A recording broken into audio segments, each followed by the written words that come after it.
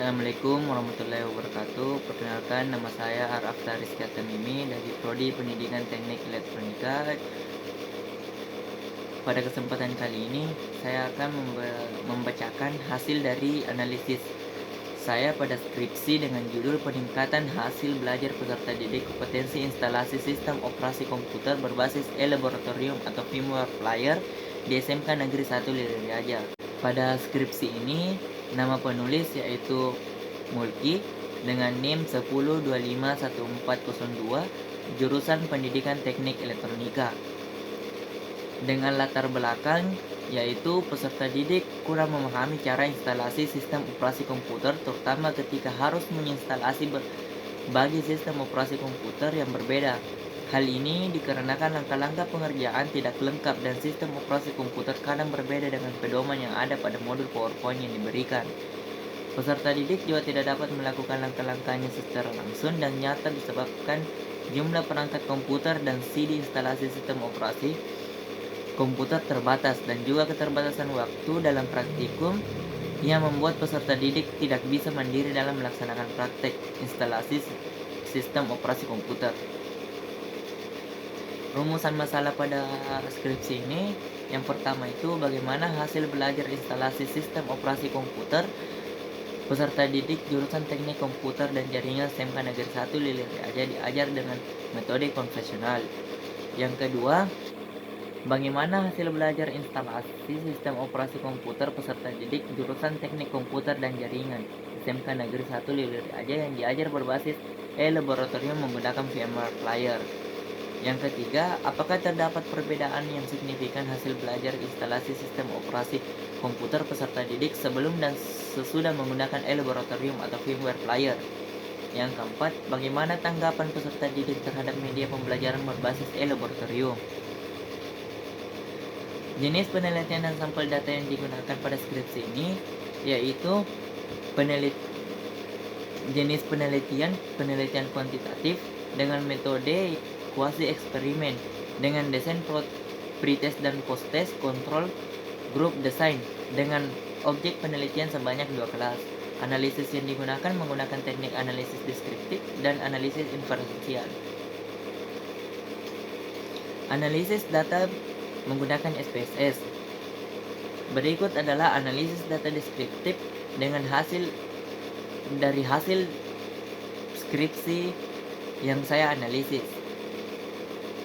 Ini merupakan hasil dari analisis mandiri dengan cara mendapatkannya yaitu dengan cara pertama-tama kita masuk dulu ke aplikasi SPSS, kemudian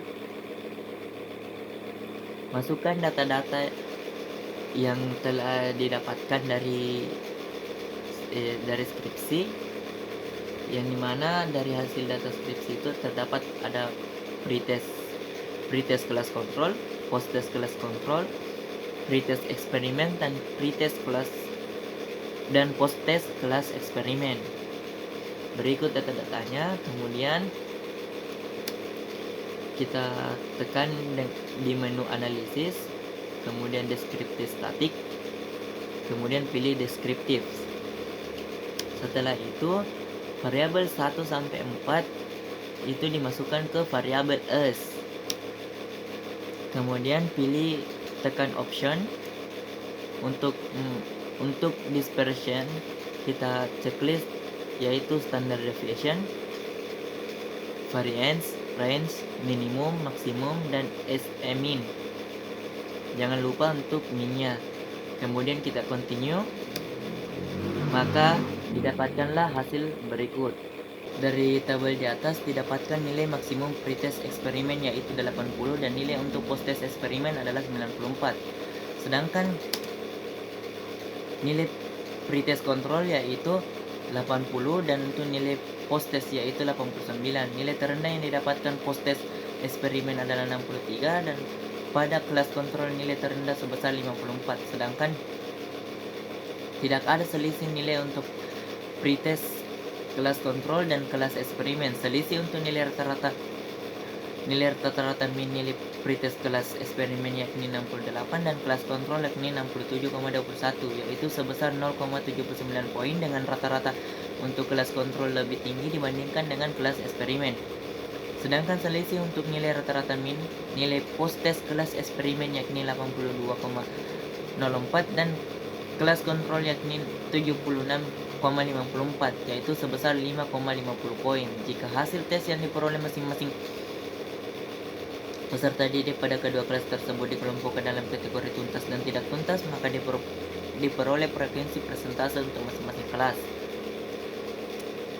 Kemudian untuk uji homogenitas data, yang pertama itu adalah hasil analisis pada skripsi, kemudian hasil analisis mandiri yang didapatkan oleh SPSS yang telah saya uji coba. Berikut cara untuk mendapatkannya. Yang pertama itu kita masuk dulu ke data, kemudian kita masuk ke analis, kemudian kita masuk ke compare means, lalu pilih ke ONY ANOVA. Setelah itu kita masukkan pretest kelas eksperimen ke dependent list. Kemudian untuk faktor kita masukkan pretest kelas kontrol. Setelah itu kita masuk ke option, kita pilih homogeneity of variance test. Setelah itu kita continue, lalu kita tekan OK.